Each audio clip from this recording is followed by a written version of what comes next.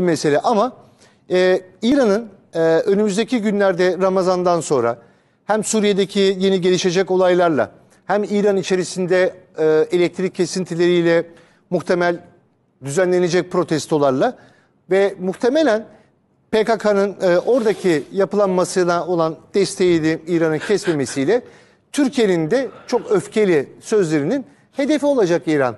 Sadece bu da değil, muhtemelen önümüzdeki sonbaharda belki de İsrail'in İran'ı vurduğunu, ABD'li ya da ABD'siz vurduğunu, ya nükleer tesislerin komple vurulduğunu ya da kısmen yeteneklerinin törpülendiği bir İran tablosu çıkacak.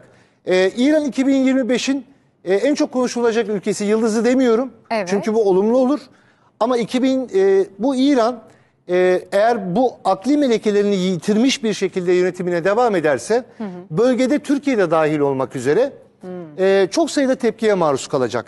Son bir cümle söyleyeyim. Kısmı diyeceğim. İran topraklarında PKK eğer Süleymaniye'de Pençven bölgesi gibi, Urmiye bölgesi gibi PKK'nın liderlik kadrosuna hala ev sahipliği yapmaya devam ederse, bakın altını çizerek söylüyorum, Türk ordusunun Kuzey Irak'ta düzenlediği hava operasyonlarının benzerini İran toprakları içerisinde, buna bir kere şahit olmuştuk. İzleyicilerimiz belki hatırlar.